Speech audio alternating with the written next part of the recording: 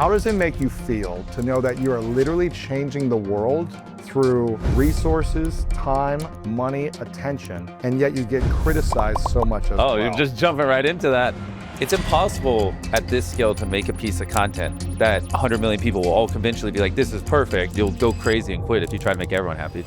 The most followed individual on social media. He's the most watched person on YouTube. Shattering viewership records. We're talking about Jimmy Donaldson, but you probably know him as MrBeast. You said, do I want to create content that's different than what the algorithm wants? What you're actually asking me is there every time you want to create content that's different than what people want to watch? Yes. And the question is no, because I get joy out of entertaining people. Like, that's why I'm doing this. I don't want to make content people don't want to watch. And maybe, you know, artsy people might see this and be like, and want to throw up. But in my case, like, I deeply enjoy entertaining people. That's pretty cool. I don't think people realize just how much effort it took to be here. Like, a lot of people will say it's luck, but it's like, was it luck that I spent 1,000 days in a row analyzing my videos perform better than others? I mean, point to one person who's put 1/10 of the amount of time into this that I have and didn't become successful. The saying is like, it takes 10,000 hours to master something. I think the saying should be, it takes 100,000 hours to master something. On a scale of 1 to 10, how is your mental or emotional health? Yeah. And what is your definition of success then? I want to share a few things that you've done to really change the world in a powerful way. I'm going to just close my ears. I don't like hearing people talk positively about me. Go for it. This is what has been done online that I've seen of you. This maybe is different by now, but this is the stats. Over 23 million trees planted with Team Trees. With Team Seas, 33 million pounds of trash removed.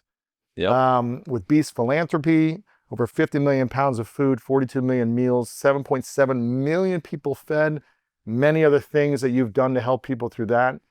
You have over 414 million subs. By the time this comes out, it's probably 450 million subs on YouTube. And with TeamWater, you are aiming to raise $40 million to bring clean water access to 2 million people around the world for decades to come. Yep. And you do so much good in the world, and yet you get criticized so much as well. Oh, you're just jumping right into that. and I read a tweet of yours, I think it was maybe a week or two ago, that said, you know, something along the lines of, there are tons of people that will never volunteer for anything, that will never donate $1, and yet they still criticize me for all the good that I do. Yeah. How does it make you feel to know that you are literally changing the world through resources, time, money, attention to serve humanity, and yet people still criticize you? Yeah, I mean, that's a fun one to start off on. I mean, the more I think about it, the thing is, my audience is so big. Like, we get 150, 200 million views a main channel video, which when you think in terms of humans alive, you know, there's 8 billion humans, 1% of that's 80 million. Like, more than 1% of people on the earth, you know, are watching every single video we make. And so it's impossible at this scale to make a piece of content that, you know, 100 million people will all conventionally be like, this is perfect, because there's different cultures, different languages, people are raised differently. So it's more what I look at is like, what is the percentage of that 100 million that are happy with what I do versus mad? And like, you know, if 99.5% are like, this is amazing, and they're on board, and, you know, it inspires them to go do good, and only 0.5% are like negative. Well, because my audience is so large, that 0.5% is larger than most people's online following. So it can seem really loud, but in the grand scheme of things, it's like, oh, when you look at it percentage-wise, it's really not that big of a deal. So I think at the start, like, one of the big ones is we helped 1,000 blind people see again through cataract surgeries, and we did it all around the world. And people are very vocal about that.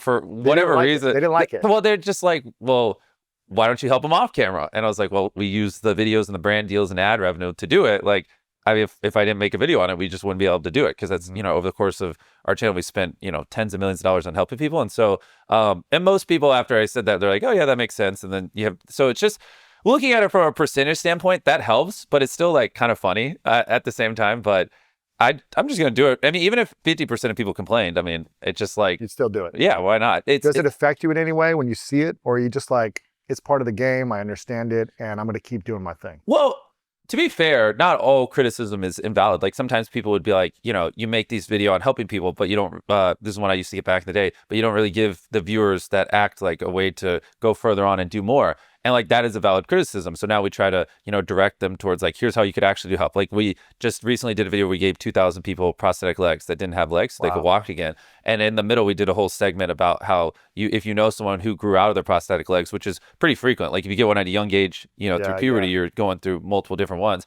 And then people just don't know what to do with the old ones. And there's a clinic who literally takes recycled prosthetic legs, fixes them up, which is like dirt cheap, and then gives them to the poorest of people who can't afford one. So something that would have cost someone $5,000, they can now get for like $100 because it was just something that someone was going to throw away. And so like, that was an example of like, here we're helping people, and then we're also telling the 100 million people watching how they could help. And it seems obvious in hindsight, but that was a version of people saying things, and I applied it, and it was a net positive. So it's that's really what you have to do is like, when you get a bunch of criticism, if you're at my scale, you just look at it. Majority of it is just going to be people hating because people are miserable in their own life. They're just going to complain. And so if someone leaves a comment like, you should kill yourself, this sucks, do you even put effort in? That's not an objective comment. That's like a thing that you should read and just be like, okay, like delete, that was worthless. But if someone is like, hey, here's some ways I think you could improve, or some way you could have helped people in this situation better, blah blah, that's like an objective comment, which of the bucket of hate comments is going to be a very small percentage. And those are the ones you look at and you're like, is there truth to this? Yes, okay, consider it. If not, throw it out, and then you just move on. So you look at some of the criticism or the feedback and you apply it if it's relevant. Yeah, I look at all of it with that angle. And because like, at the end of the day, I will never say my videos are perfect. You know what I mean? None of us are perfect. Even your podcast probably has ways it could be better. So it's there's no reason not to. 100%. Yeah. So you don't take it personally then? Back when I was younger, yes, because I've been doing this every comment you were like, I worked so hard at this. Yeah. I started when I was 11. I'm 27 now. So in my teenage years, like, even if someone said something that wasn't objective, like kill yourself, your videos suck, that would hurt. Like, it would hurt a lot. I'd be like, man, I would think like I put 50 hours into this, and no one else is doing things like this, and it would hurt my feelings. But then after you get that millions of times, it's like a muscle. Like, your brain kind of gets used to that stuff, and you just like, I'm like so numb to it. You could leave the nastiest comment on my YouTube video about me, and it's like, my brain's just like, it's not objective, delete, and I just move on. Which part of that is I've just been exposed to it for I've been doing this for more than half my life, so I've just been exposed to so much of it.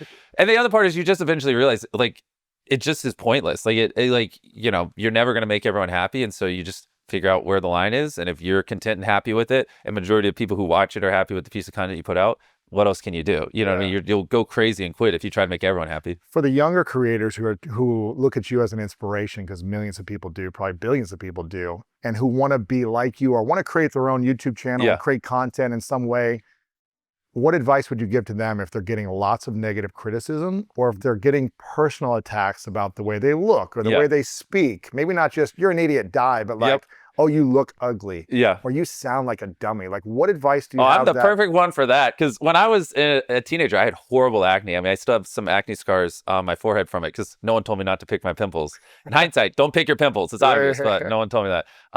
I had horrible acne, and I was so awkward. I couldn't speak in coherent sentences. I mean, it's a miracle that I'm the #1 YouTuber in the world. If you look at 15-year-old me, no one on the planet would have ever guessed I'd even be 1%. That's going to be the guy. It doesn't make any sense. So, I mean, truthfully, it's just, you can't be someone you're not, but you also are who you hang around. And so as I've hung around more normal humans and less data nerds, I've learned how to form a sentence and not just speak in retention charts, which, because at that point in my life, everyone I was around was just hardcore studying YouTube and studying thumbnails. And now, because I have hundreds of employees, I have more exposure to people who actually go outside and live normal lives. And so I'm more up to date with certain things like that. So,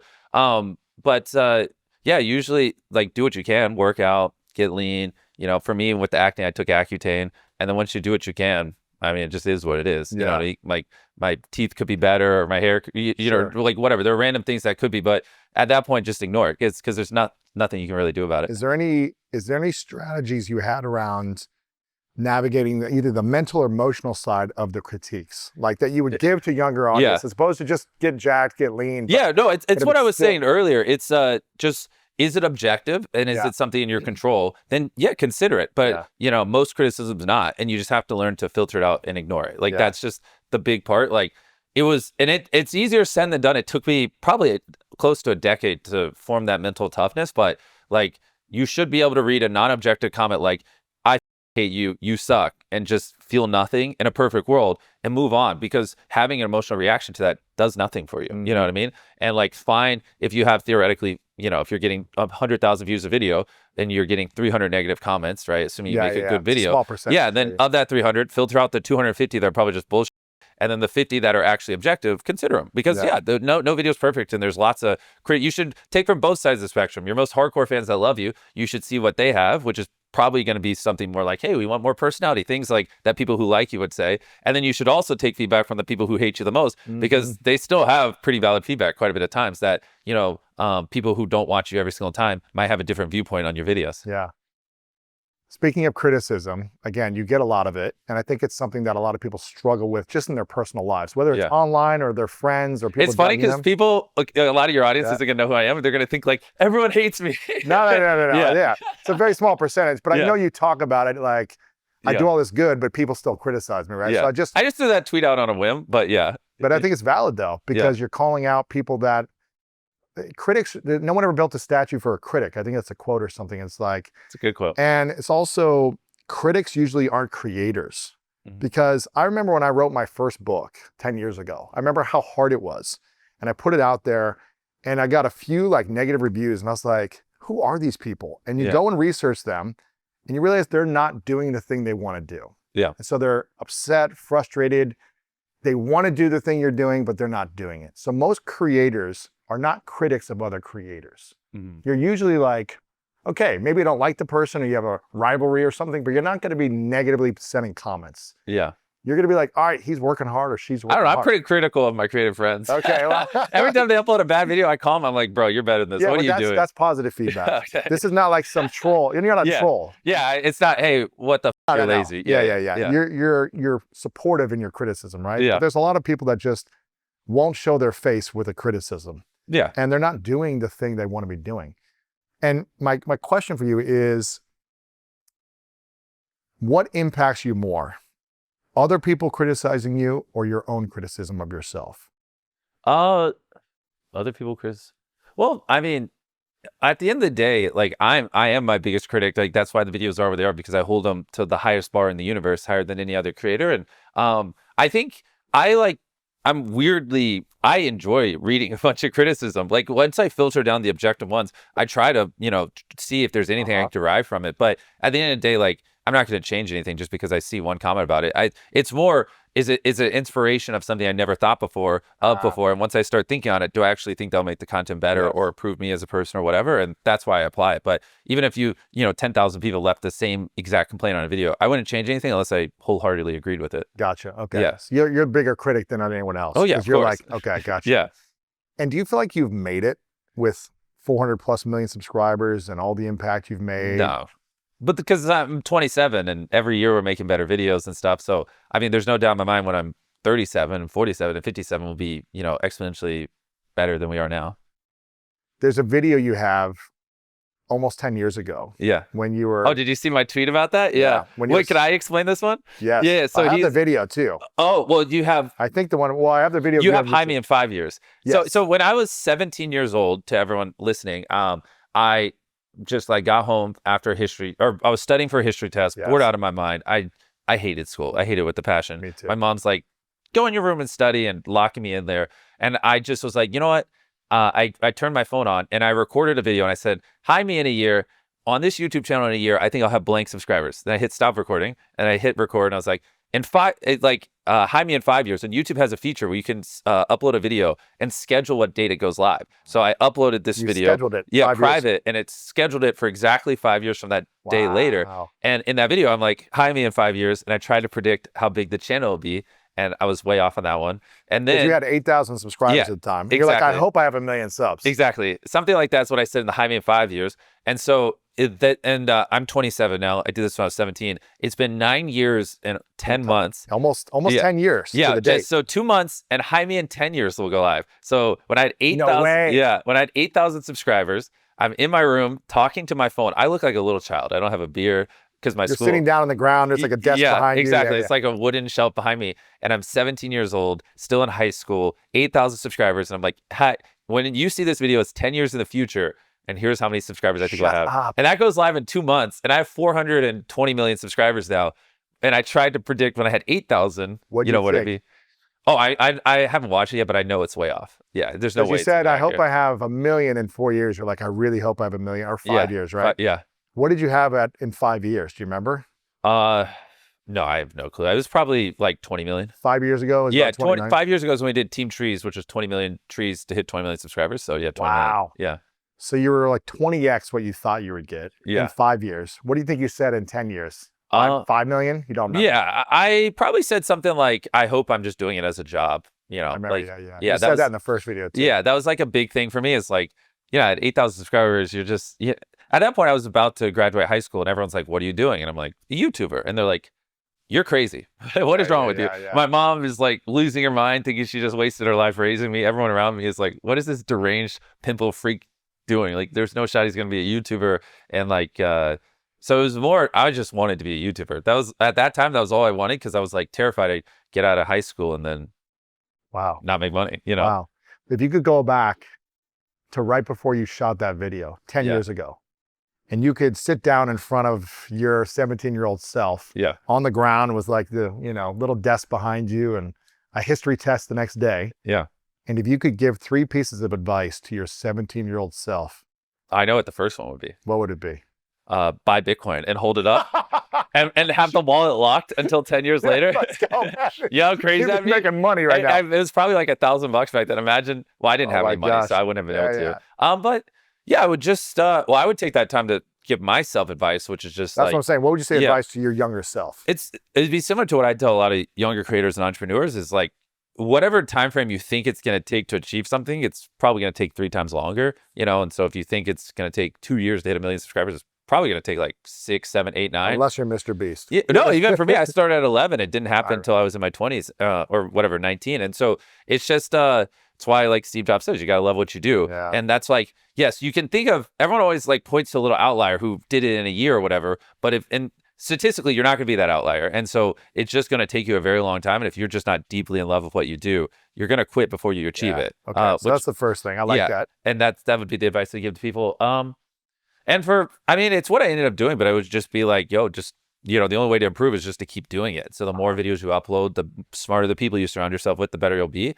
I didn't meet other freaks that are obsessed with YouTube until I was like 19. So like when I was 17, 18 or 11 to 18, I was basically just like, I didn't have anyone to talk to about it. It was pretty brutal. And I like to tell this story because, if parents are out there or younger kids hear this, it's like, when you love something deeply and you devote your life towards it and no one else around you does, you feel like a freak, you feel like an outcast, and it causes a lot of self-doubt that's not really needed. And, and your parents telling you you're wasting time, everyone's telling you you're wasting your time. And it makes it, very tempting to just quit and do other stuff, but nothing makes you as fulfilled with that. And like, it's just your environment. Like, cause the second I got around, I ended up bumping into like these 3 other guys online that had similar subscriber counts as me when I was 18, 19.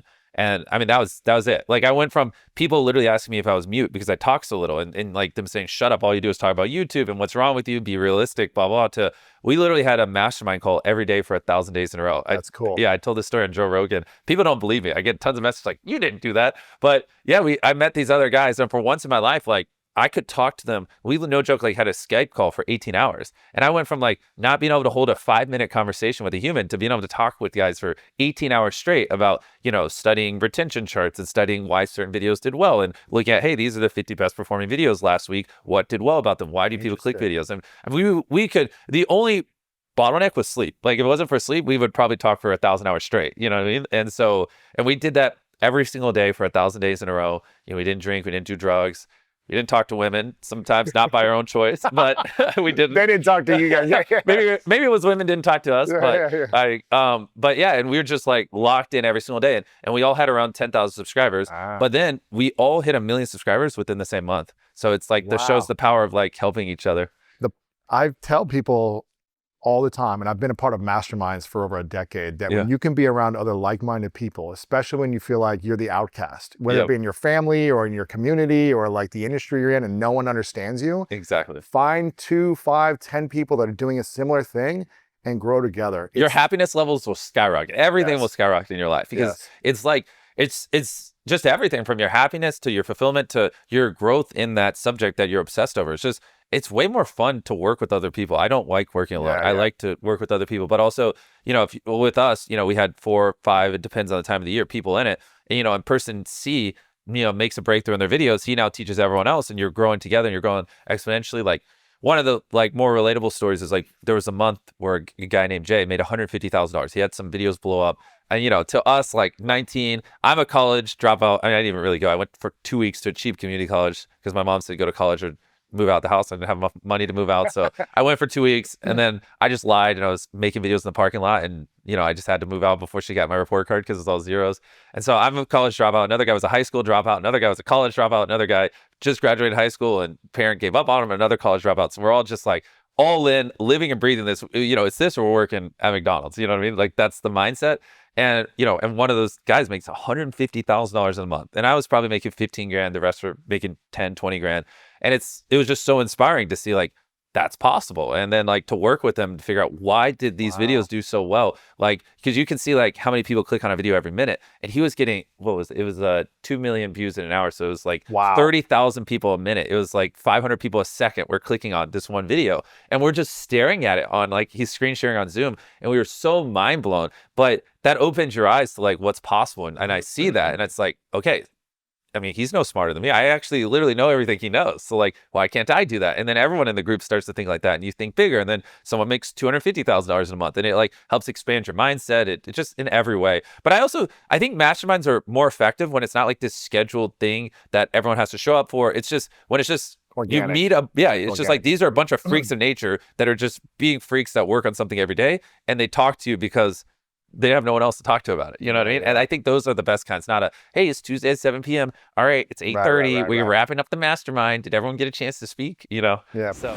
but you believe in the power of masterminds, or having a shared group of people adding value to one another, sharing your secrets. I would go as far as saying, like, if I never met those guys and did that 1,000 days in a row, like, instead of 420 million subscribers, I'd be on like probably 20 million. Like, it's that marginal of a difference. Wow. Yeah. I'll take 20 million. Yeah. But it's still like, you really had leaps and bounds. Yeah. Because of the collaboration of the group, sharing ideas, learning from each other, being inspired. And I'm hearing you say, without a shared mastermind, a collective mindset of helping one another, you wouldn't be as far as you are. Yeah. And that takes a specific mindset from you, because most people don't want to share what they're learning. Yep. They want to guard their secrets. Yep. And that's something you really do well. And I want to acknowledge you, Jimmy, is you're talking about it, whether it's on podcasts, you're creating videos, content about it, you're sharing your secrets, but you can give it all away, but it's so hard to do. Yeah. You know what I mean? It's like people, they still have to do the work. A lot of people aren't willing to do it. Yeah. Well, I have a lot of opinions on that too. I mean, this works better in our industry as opposed to like if you're a software developing company and you gave away the secrets and now someone can just copy your code. Like, obviously it's not as ideal, but in terms of creating content, I see other content creators as collaborators, not competitors. Yes. And I think the more you help other people in our specific industry, they'll also help you back. And the thing is, there's like, I think YouTube shorts, just like the vertical videos, are getting 200 billion views a day now. So it's 6 trillion views a month, and long form's getting trillions punch. There are so many tens of trillions of views a year on YouTube that, like, me helping you improve your YouTube channel, and how many views do you get a year?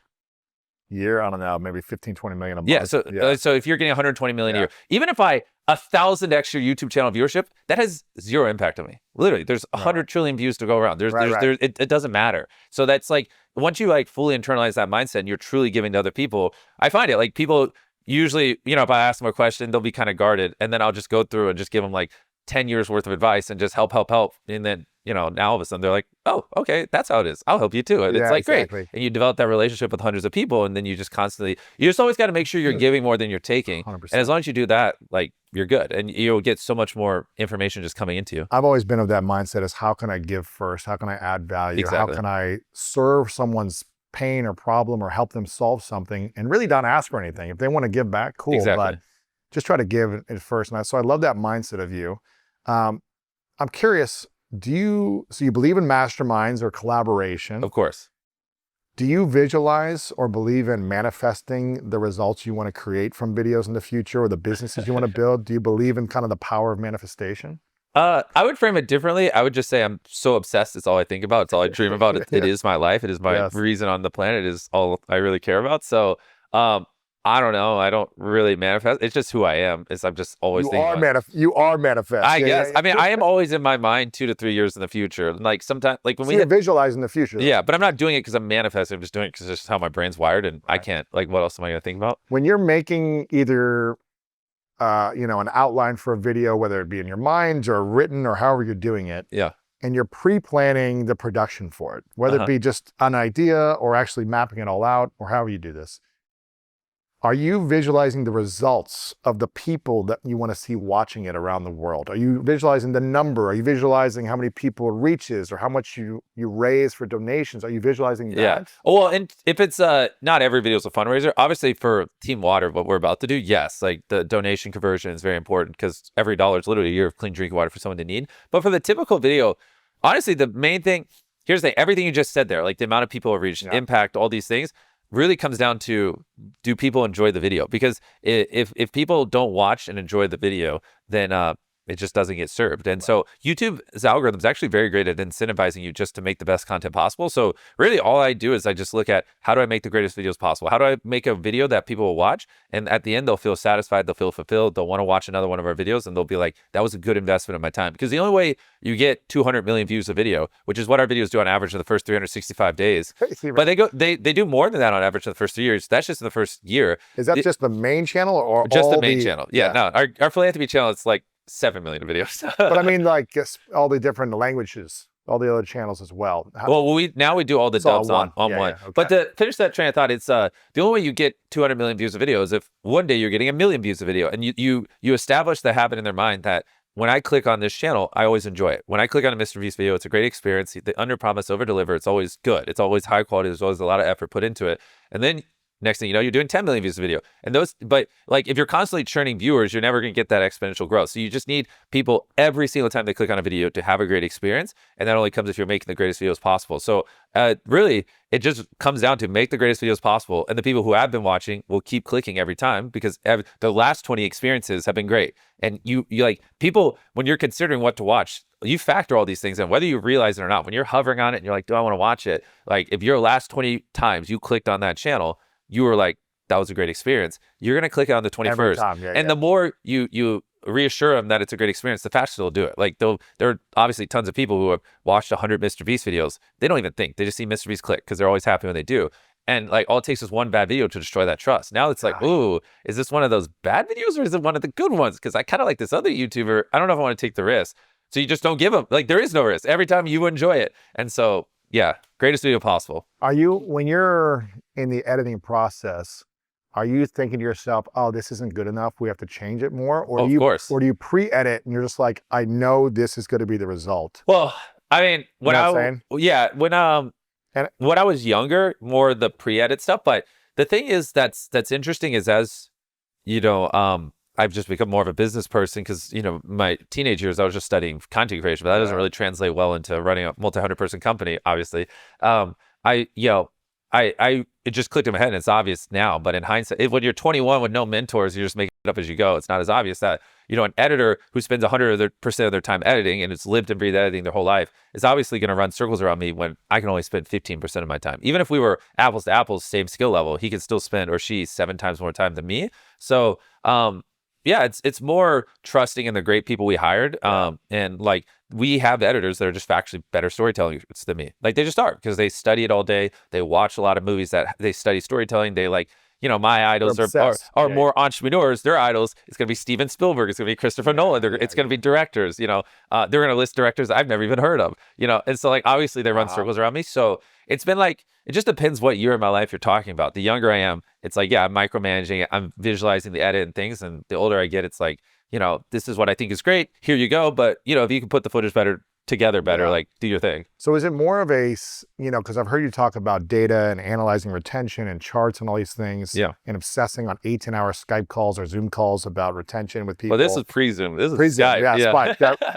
So I've heard you talk about data and kind of the science of it. Yeah. How much of your process now is around data and science versus art and creativity? Yeah, well, that's a great question. And this is what is crazy.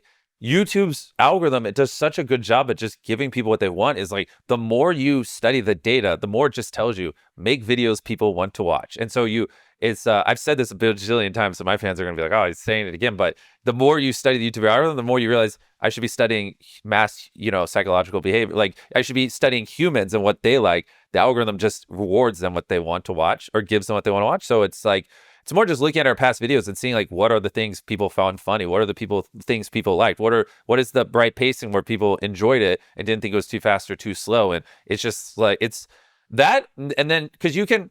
So you use the data to come up with what are the confinements that like people like, and then the team, and it used to be me, now I have a lot of people who help. The team experiments. How do we be creative and like level up and do the storytelling within these confinements? Because we know like theoretically people don't want to watch a 2-hour long video. No one's coming to YouTube.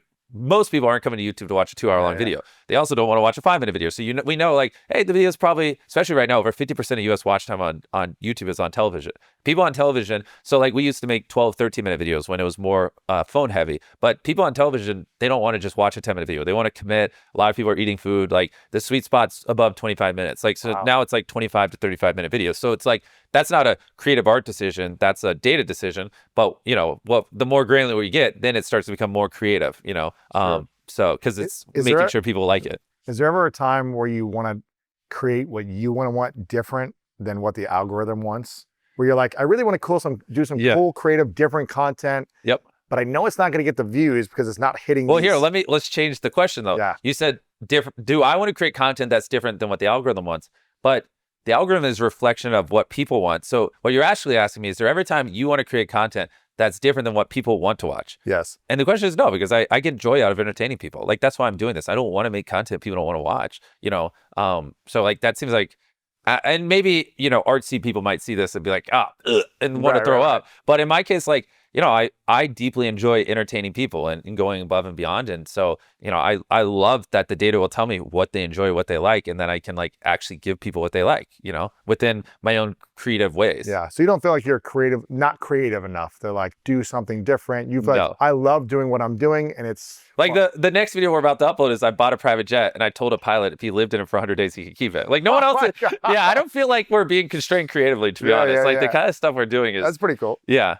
Is pretty out there. Well, you talk to maybe Spielberg or Christopher Nolan, and they may have a different perspective. They of course. may say, I want to make a 2-hour storytelling, love story or whatever it might be, or sci-fi movie or something. And that's why a lot of people love them. And that's why my editors probably like him more than they like me. And so there's different styles. And that's, there's 8 billion people. Some like some content, others like others. Exactly. But yeah. I saw you say somewhere once that if my mental health was better, I wouldn't be as successful as I am. Yep. I'm curious, on a scale of 1 to 10, how is your mental or emotional health? 10 being the best. Yeah.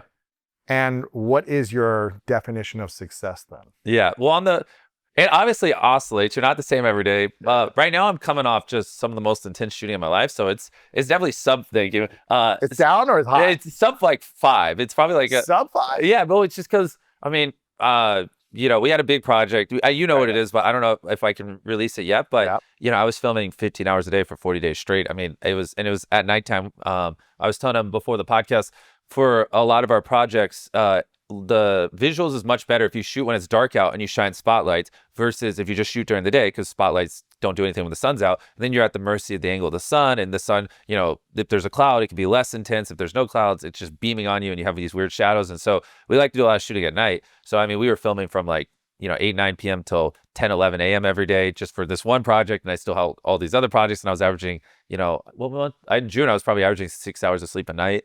And I wasn't working out because I was filming so much. And so I'm coming off the back end of that project. And now what typically happens is when we do a big project, like, because I have a lot of channels. We have one of the largest gaming channels in the world, our channel that revolves around our charity, which donates all the money and feeds people in need. We have the main channel that I have to make TikTok content. We do a lot of short form. We do Instagram and blah, blah, blah. So when I like do something big on one of those platforms, everything else gets neglected. And like when I come back from finishing that project, now it's like the other 6 little, businesses are like fighting for my time. And so you got Feastables, you got everything. Exactly. So it's it's just interesting. Like when we finished a big project, like everyone's celebrating. I'm like, I don't know what it is, but I know like 8 other people that are in charge of my 8 other companies are about to ask for a ton of my time because I basically ignored them for the most part the last month. And it's so like when we do a video, when we go to Africa and build wells and I'm gone for like 10 days, I know that 11th day when I'm back, like it's booked 20 hours. And I know the 12th day, 20 hours. And then the third day, 15 hours. And then the fourth day is when I can like start to pre-plan. But I don't know what it is, but I just know like the gaming channel is going to be, Shorts is going to need me to record, TikTok's going to need me to record, Feastable is going to need me to do this and that. And yeah. You're a machine, man. Yeah, it's interesting because like normal companies, it's like the CEO at the top and it's like a pyramid. But for this kind of company, it's like almost inverted because I am the product and it's like everyone depends on me. And if I don't show up and film, we don't upload. So how do you navigate the next 5-10 years then as the product where everyone relies on you? How do you continue to scale your time, your energy, your talent to serve all the businesses and the billions of lives that you're impacting? Yeah, it's a great question. And that obviously my goal is to build one of the largest businesses in the world one day. And so, because I just love building. And so that's why we stepped into Beast Games, which is a streaming show we did. So for people who don't know, we have our YouTube channel, which is the largest in the world. Then last year we dropped Beast Games, which is a reality show. Most contestants of any reality show in history, with the largest sets in history, with the largest cash prize in history. Someone won $10 million, larger than like the previous highest cash prize was Squid Game, 4.5. Yeah, incredible, man. So it crushed. Yeah, it dominated, it became the most viewed unscripted show in Prime Video history. And so that was like stepping into streaming. And then now the next step is we're going to do shows like I think the easiest forte is like America's Got Talent or Shark Tank or whatever. And I'm one of the hosts for your first few seasons. And then I drive my audience. They get it. They see the format's really good. And then I could phase out over time. And they keep watching just because it's a very high quality, great show. And so obviously we need to start making way more content without me.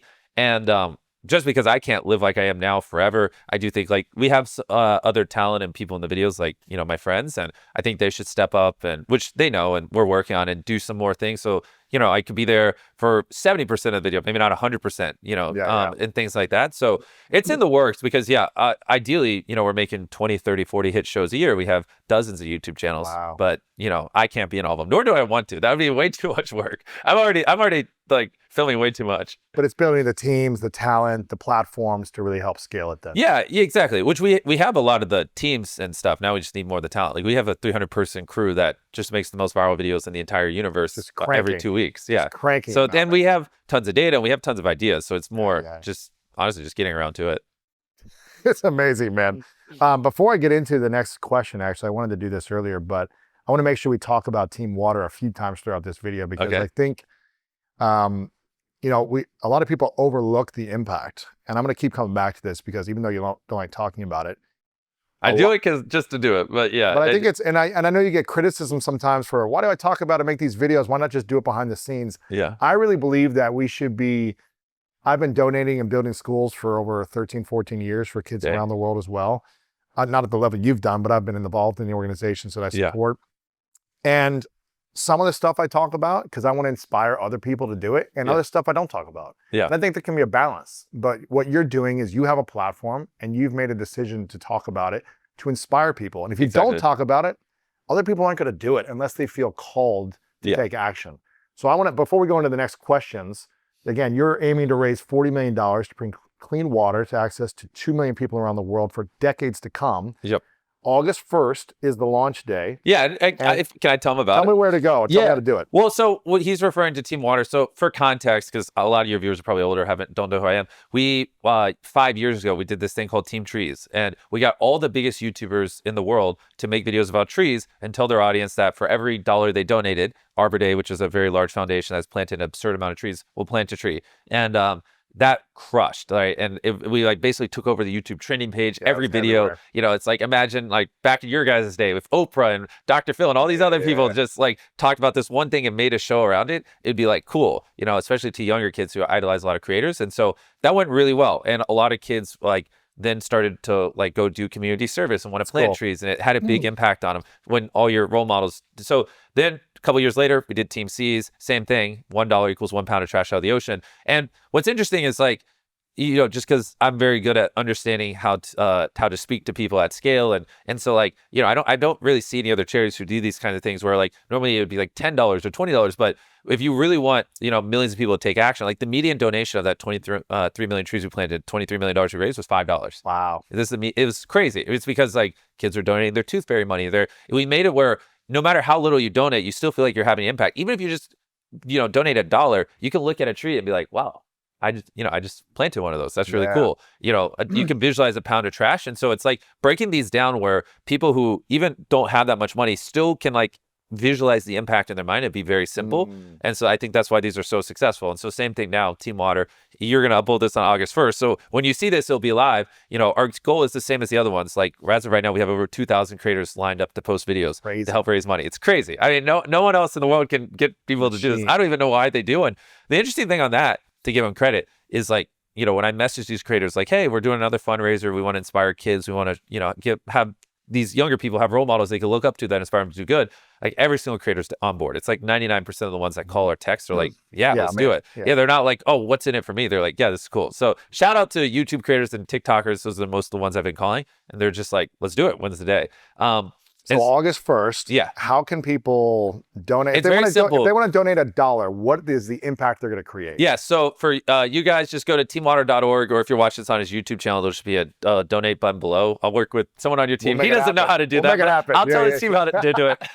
And yeah, every dollar that we raise will give someone in need clean drinking water for a year. Our goal is to raise $40 million because we did 20 million trees, 30 million pounds of trash out of the ocean. Now it's $40 million to give 2 million people in need clean drinking water for decades. We're working with WaterAid. They've been doing this for decades. Platinum seal of transparency. Like you can look up on Charity Navigator, like phenomenal charity. Obviously, I don't know what I'm doing, like in terms of that, at least at that scale. You're partnering with the right people. Yeah. So you can trust it'll go to a good use. And at that scale, they'll be able to efficiently deploy where every dollar is a year clean drinking water for someone in need. And I actually was just in Malawi, because obviously you got to inspect what you expect and making sure it's like good. And I was looking at just one of the wells they were digging as that TeamWater just naturally does. And I mean, we were just like landed in Malawi, drove like 3 hours in the most remote direction ever. There's like 4 villages in the middle, and all these villages. I followed some people around. I was like to see where they get water, and they were literally just going up to like this little pond. They had like a well, it broke, and so it just kind of like the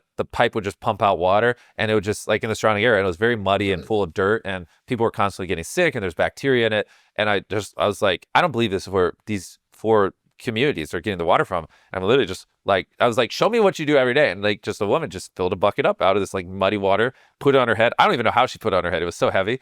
And then she just walked off. And I was like, well, for that's real. And they're like, yeah, this is where we get our water because we're so remote. They don't have cars or anything.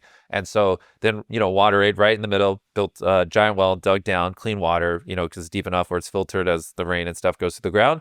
And literally just that well, now all 4 communities have clean drinking water. They're not drinking this dirt bacteria water. The impact it'll have on their sickness, their health, even things that we overlook, like it's not even just drinking, it's also being able to wash your hands with clean water. It's being able to, just desanitize it or sanitize yourself and all those other things without mud water that has bacteria. It's like life-changing. And I've built over 100 wells, and so I've seen this impact. And like another example is when I was in Kenya, we built a well. We did similar stuff before this fundraise. Like there's one village where we built a well where they were having to walk like it was an hour every morning to go to this little drip of water and then carry these heavy buckets an hour back. And so kids were, missing out on 2 hours of school. Boom, we placed a well right in the middle of the village. Now all of a sudden these kids go to school more because they don't have to, they save 2 hours a morning, and it's very hard labor, and it was just disgusting bacteria water, and it's way cleaner. And I mean, we take it for granted, but clean water changes every aspect of your life. And so, it's just a no-brainer. I think it's one of the highest leverage ways we could like help change people's lives at scale. And if we actually achieve this and can give 2 million people access to clean water, I mean, the impact that would have is unfathomable. You literally can't even explain it. And so I'm really excited. I hope we can hit the goal. It's amazing, man. I mean, I've donated to Charity Water and different water organizations in the past, but not at this level. So I want to make sure people go there, teamwater.org. That's it. And you seem like you have a rich audience. We have a leaderboard. You can also see who's donated the most. If you get that #1 spot, I'll love you forever. We do have a rich audience. Yes, people have a lot of money. If you're a billionaire, what's $100,000? Throw it over there. And I'm gonna start the donation to inspire others and give you $25,000. Oh, let's go. He didn't. Really? Really. Thank you. Of course, man. That's 25,000 years of clean water to people in need. Really? You know how crazy that is? It's incredible, man. Yeah. It's thank you. Of course. It's like insane because like when like I was telling you like the stories when we were building wells, like some of these wells would be only $15,000, and it would help over 1,000, 2,000 people, and and then you set aside some money to maintain it, and for like decades you could literally just transform the entire lives, like communities. People, save their lives. You could stop people from dying, stop people from being sick. They'll be stronger, healthier. They'll grow taller. Like every area, like even just this $25,000 is crazy. Anyways, you guys get the point. I'm not going to shill too much. Well, I want to make sure I talk about it. I want to make sure I We'll remind you at the end. We'll remind you at the end. Let's go back to adding value to the list. But I want to make sure, I'm taking action on it as well, not just by promoting I'm gonna put this right here. Exactly, right but also, taking action because I want everyone else to take action. Whether it's $1 or $100,000 or whatever you want to do. I'll take $1. I'll take anything. Beggars can't be choosers. Exactly. Donate $1, donate something, and share this video with someone that you want to see take action as well. Is this like an actual check? That's a check for you to take home. Okay, well, then you cash. probably don't want people to know you're routing an account. Yeah. Well, we'll blur it out. I'll put it behind the Feastables bar. We'll blur it out. Don't forget it, though. Yeah, whoever's editing this, if you don't, he's going to get his bank account hacked. It's a real check for you to actually put in and donate. So, and I'll make a donation online when this comes live. Yeah, too. thank you. We'll figure it out. Exactly. Question about fears.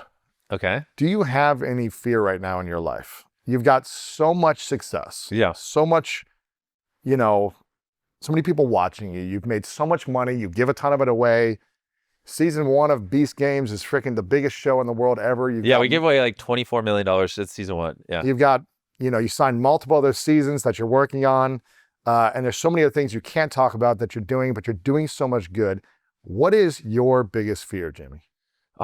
Yeah, I mean, obviously, fear of failure used to affect me a lot more years ago, because I was, I'm hiring all these people, especially when you're in your young 20s, and it's like I see someone quit their job, relocate their family across America to come work for me, and I'm like, man, if I fail, like he or she's like low-key kind of screwed. Like I don't want to ever be in a spot where the people who bet everything on me and give their lives to my companies, that I have to one day like be like, oh, sorry, it didn't work out. So that I would say is my biggest fear, would be that like I would mess up in a way where I do have to get rid of people who gave up everything to help support my dream. But at the same time, it is what it is. Like there is no guaranteed success, and so there is a non-zero chance I fail, and that's just part of the game. Yeah. I'll do everything in my power where I won't. I work every second I'm awake. I always try to do whatever I think will be in the best interest of the business long term.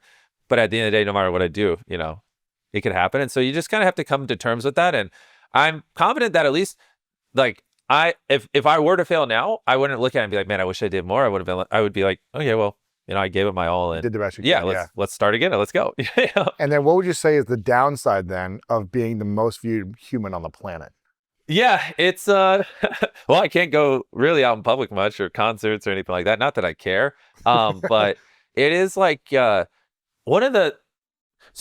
this is where it's hard, because there's like levels to fame, and I didn't really fully understand this. And this is why, like, you see someone like who's just world renowned famous, like Justin Bieber, and like Ronaldo or something. Yeah, but like Justin Bieber, like he would tweak out, back in the day, and you'd always, be like, why? And I would see other famous people be like, it's not that bad. But the thing is that most people don't realize is like, and I'll try to explain it through my experience. Is like when I had a million, I have 420 million on our main channel, but when you add, we have one of the largest TikToks, blah, blah, blah. When you add up all our platforms, I'm closing in on 1 billion followers. And so it's, and like when I had 1 million followers across everything, no one would ever recognize me in public. Walking down the street. Go into a CVS, Walmart, no one knows, right? Then you hit 10 million, and now all of a sudden, like, people will recognize you, right? You walk into Walmart, you'll take a photo, and it's so validating. It's like, look, these are real humans. Yeah. You love it. You're with your girlfriend, and you're like, I'm the man. Like that guy. And maybe that's more around 5 million. But then like, 20 million, 30 million, it starts to get pretty serious. Like every single time you walk in any place that's public,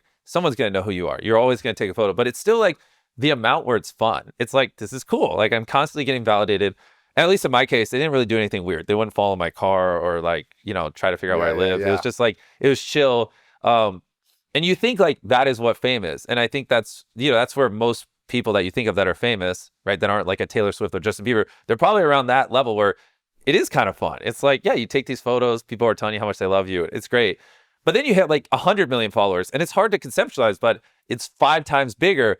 But it's not just that 5 times more people watch your videos. A lot more people who don't watch your content now know who you are because they just see it in passing, or people talk about you, or now you're at the place where the media is incentivized to write about you. So you get just exponentially bigger. You're more actually like 10, 20 times your reach, even though the number's only 5 times bigger. And that's where it starts to be like, someone asks for a photo, everyone looks, and they all recognize you. And now you have a line of photos, and you're just like at a CVS to buy fucking toothbrush, you know, and you gotta And like for these 8 or 9 hours, you're people trying to take photos. Yeah, and people, you know, you're walking around a store and people no longer just ask for photos. Like seeing you is so mind blowing to them that they film you and they're like, you know, they'll start live streaming or they'll just do the weirdest things. They'll follow you out to your car and they'll like try to follow you home because I don't know, people do weird things when they meet ultra famous people. They'll like, they say a lot more crazier things and blah, blah, blah. Not everyone's your core audience, so they're not as polite. And, you know, people dox your house, people try to hack you way more. It's all these things. And like, even like little things like around that subscriber level, every drive-thru you go to, people will film you. It's like hilarious. Really? I don't go to drive-thrus anymore because like the people giving the order will film you? Yeah, which is, I always find very distasteful, but it's weird. Yeah, but it's also, it's not like they're the highest paid people in the world. So, Right. you know, if they got fired, I don't think most of them care, truthfully. But it's like one of my last experiences is like I was going through, I won't even name the restaurant, but I was just going through, I saw the phone and I was just like, hey, ma'am, I really don't want people to know what car I drive because it's like a thing I constantly have to switch. Can we just talk, you know, and like not film it? And she's like, that makes sense. Okay. And she puts her phone down. I give the order. You know, a minute later, she's coming back with her phone out, but also like 20 other people behind her, Oh, and you know, she's that telling work people, there. hey, he's Yeah, here. it's MrBeast. And I have to make like a split-second decision. Like, I don't go now. You know, my car is going to be all over all the local Snapchats and Instagrams, and people are going to know what I'm driving. And then it's just a lot of effort. I could go sub out my car. I kind of just did that. So I just like drove off. Like she completely just ignored what I asked and lied to me. Yeah. And then you see it on Reddit and it's like, MrBeast is a dick. He just, you know, drove off rudely and stuff. And they never obviously put the full context. And there's so many stories of that. Like someone else will pay for my bill at a restaurant, so I won't get like a receipt or anything. And I mean, I've learned my lesson on this. I always ask for a receipt. But one of the first times someone paid for my meal, didn't get a receipt, I'm like, so I'm good to go. And the waiter's like, yeah. And then you see it on like the front page of Reddit the next day. He didn't pay his bill. No, MrBeast didn't tip. So, and obviously they conveniently leave out that someone else paid the bill. And it's like, oh, one of the largest philanthropists in the world can't afford to tip. And I'm like, I mean, I didn't get a bill. I don't carry cash on me. Like, how do you want me to tip? You want me to just wave my hand and spawn some money? And so now if like someone's like pays for my meal, I just won't leave. I'll just be like, I'm not leaving until you give me a receipt so I can leave a tip. I just literally don't care. But like, you have to learn that, like, there's no one teaching you these kinds of things that happen when you're famous. And so like, you just kind of like have to learn it all. And like, that's the kind of stuff that happens when you have 100 million subscribers and all this. And when then you have 1 billion subscribers. Yeah, or 1 billion followers across everything. And that's what I was about to say. And then there's a whole different level, which is 1 billion, which very few people on the internet, you know, How can many really people relate have to. 1 billion followers or subscribers? Only Ronaldo. I'm not at 1 billion yet. I'm at probably like 930 million. But yeah, so He'll be there in the next month. yeah, Ronaldo's the most followed human on the planet, and I'm number 2, which is kind of crazy. Crazy, man. It doesn't, trust me, I know you guys watching are like, that doesn't make sense. It doesn't make sense to me either, but it is what it is. So what is that like at that level of almost That's what I was 1 going to billion? say. It's like, you know, I mean, one of the worst experiences of my life that I actually made me for like a couple of minutes unironically want to quit was like, you know, I filmed all day internationally, like didn't have much sleep, flew back into America, and you have to do customs. And like the line is just like zigzag and super long. I'm like hoodie up, staring at the ground, like, you know, no one talked to me. I haven't slept. I'm like barely seeing straight, like, because I was so sleep deprived. And then it's just like one little kid looks up. It's like, that's MrBeast. And then all of a sudden it just starts going up and down the lines. And I'm stuck in the middle of the line. It's not like I can go anywhere. And everyone's just running up and down the lines and asking for photos and tugging on my hoodie and being like, whoa, what's your next video? This and that. I'm just getting like 17 people are talking to me at once as I have like this 1 hour queue in a line. And I was just like, I can't stand this. And I got to like, because it's zigzag. So I got the end of one of the zigzags and I called one of like TSA people over. I was like, can I please just like go stand over there? Like a pilot's going by. Can I just go to the pilot lines? Anything. And he's like, no, we can't do it. As like little kids are tugging on me. I'm like, man, it was a woman with blonde hair. I was like, please, anything. Like I'm dying. Like I really don't know what to do. And she's like, oh, well. And so then I just like went and hid in a janitor's closet. I just had my friend hold my spotlight and he texted me when he got to the end. But, you know, I'm just sitting in this janitor's closet, just hiding from a mob of people for like 45 minutes, sleep deprived. And I'm like, is this really what I wanted? like, so it was pretty miserable. And there's a lot of things like that happens at that level. And it's like everyone meeting you, you know, it is a big moment for them. It is like, it is the most famous person they'll ever meet. And it sounds cocky for me to say that, but just statistically, obviously it's true. And so, yeah, it's a huge moment. They try to extract as much value out of it as possible. And it just makes, you know, I like meeting genuine, awesome fans who just take a photo, say they like the videos, and we talk for a minute. But most people want to talk for like 20, 30 minutes. And it's just the problem that no one understands. And I wish there was like training for the public on this is like, I have to always be moving when I'm in public. I stop moving, it's a death sentence. Crowds start forming, the photos line, and I'm just screwed. Because the thing is, once a line of photos start, by the time you get through that line, a new line that's even longer, and I literally can't take photos with everyone. And then now I'm the head that ignored his fans, and so I can never let a scenario where a line of 5 or 6 people happen because then it blinks. And so that's what I'm always explaining to them when people talk to me at the airport. I'm like, you got to walk with me. I can't talk.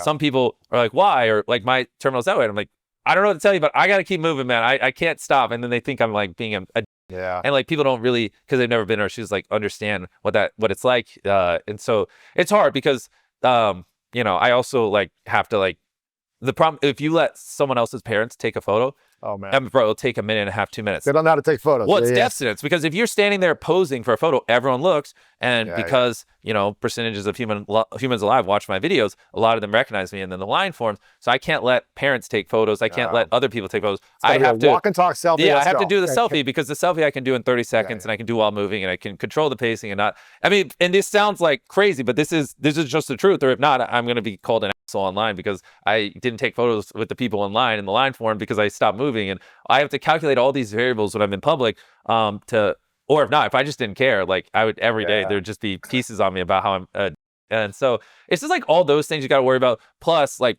everyone's trying to dox you. Like, I'm always moving. Everyone's trying to dox your car. Everyone will follow you. Like, you know, you take 2 right-hand turns and the car's still going. Take a third one, take a fourth one. Oh, it's still following me. All right, you know, like, so sometimes I'll have to just drive to the police station.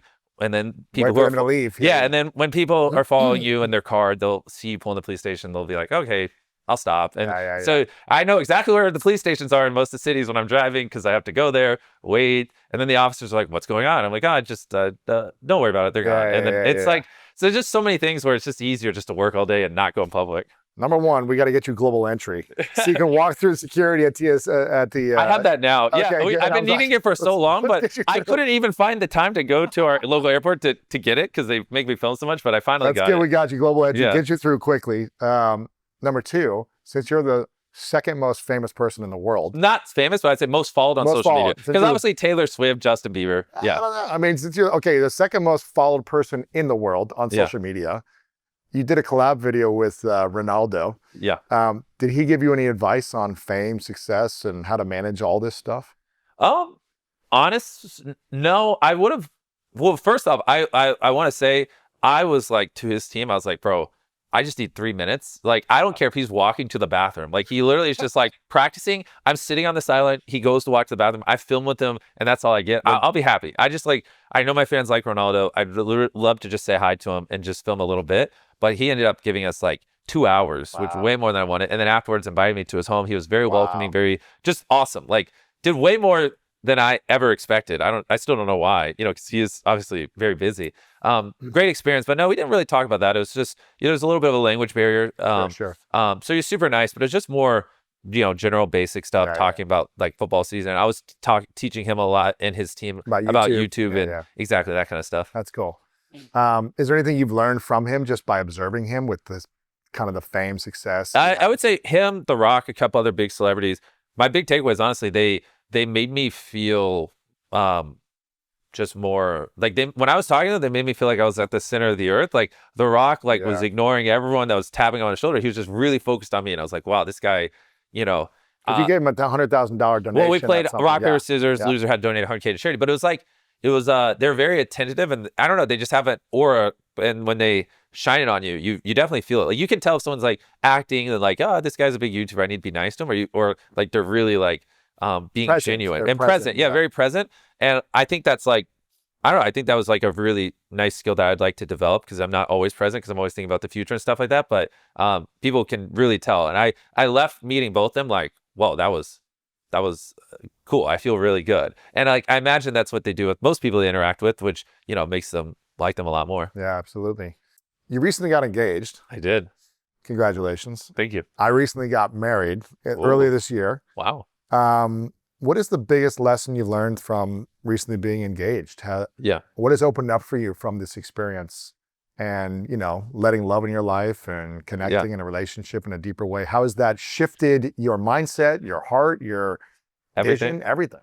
Yeah, I mean, it changes you in so many ways. Like, one of the ways I just never expected is like, it's very weird because we track a lot of data. I'm a data junkie. I sleep way better when I'm near my fiance. Like Really? if I'm on the road in a hotel or whatever, my sleep is way worse than when I'm around my fiance. And I've thought about it a lot. And I think it's like just even 20, 30 minutes before bed where I have a little less serious conversations help, the activity level in my brain kind of go down. So it's a lot easier for me to just go to bed. Because obviously, if not, I lay in bed and I just think about videos and ideas. And so it's like countless things like that where I never would have expected it to be a net positive, but we're not built to be under stress 24/7 and constantly be working.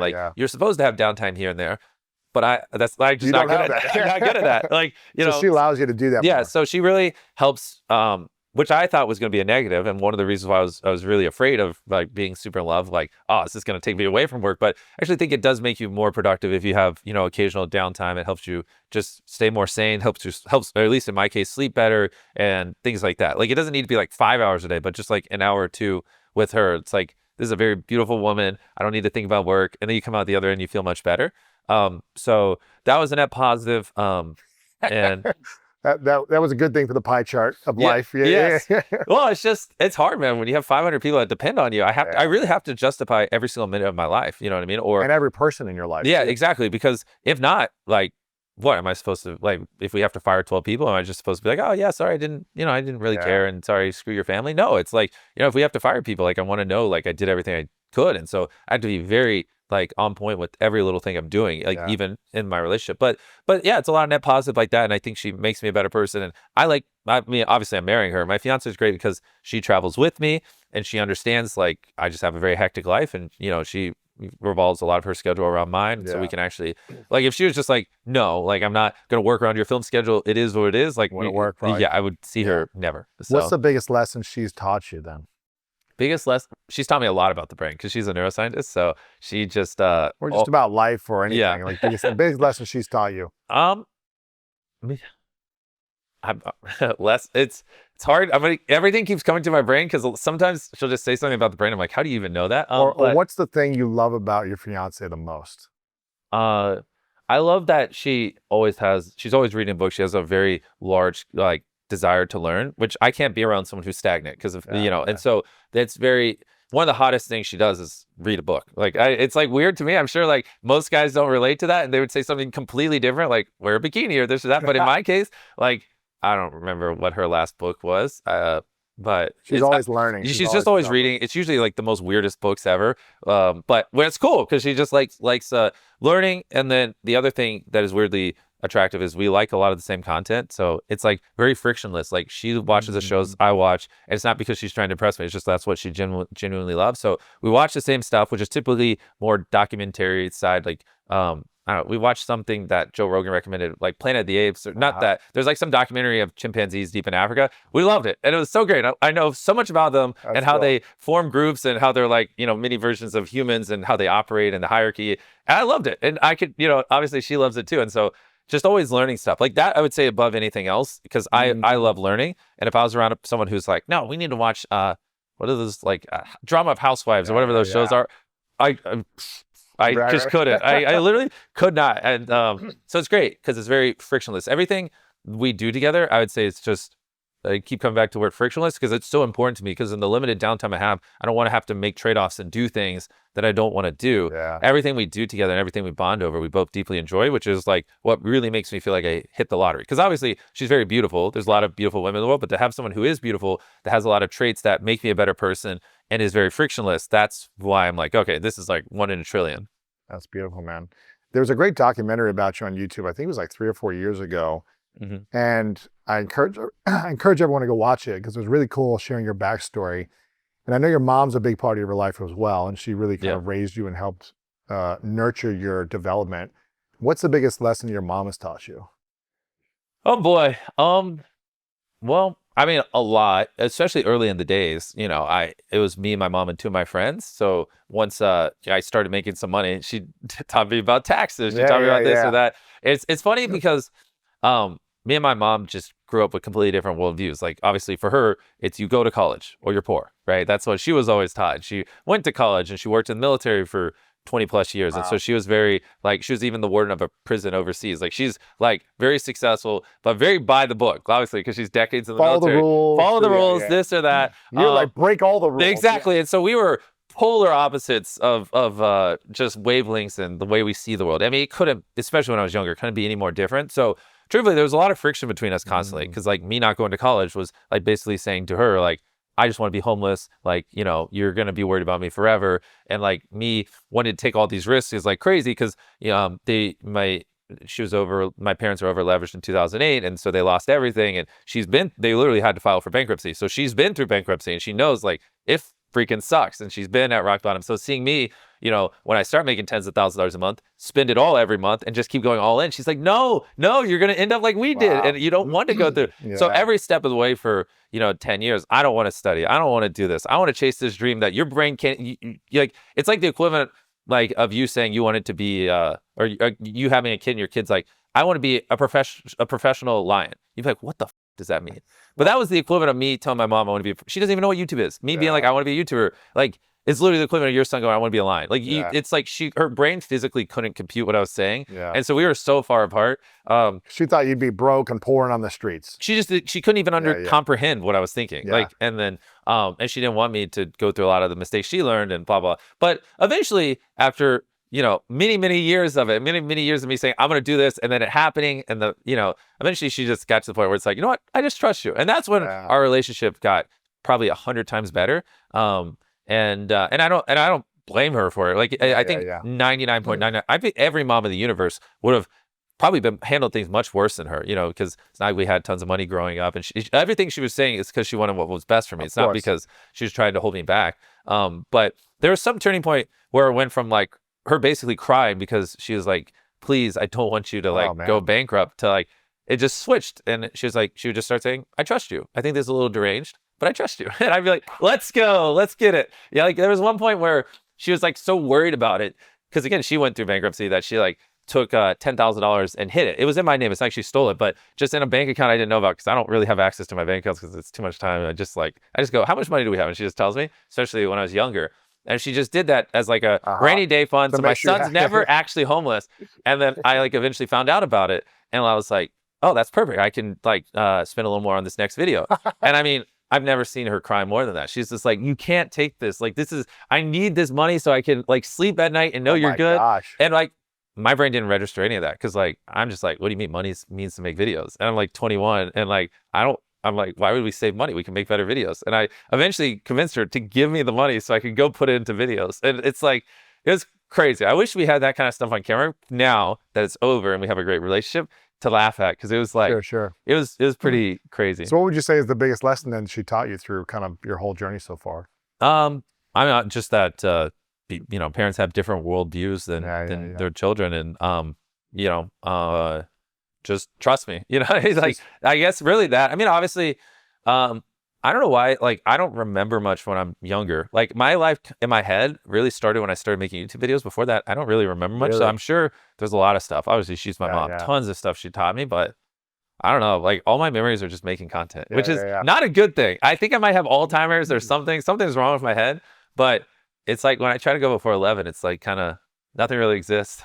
Well, you did say if you were mentally more healthy, you would be less successful, I think, right? It's like, so I have a brain that I think is conducive to being more successful, but it's driven for success. But I'm very weird compared to most people. It's okay. I obviously I hold it back, and he's also a very successful man, so it's a little easier. But yeah, especially when I was younger, if I tried to have a conversation with a typical average person my age, I mean, it would just fall apart, right?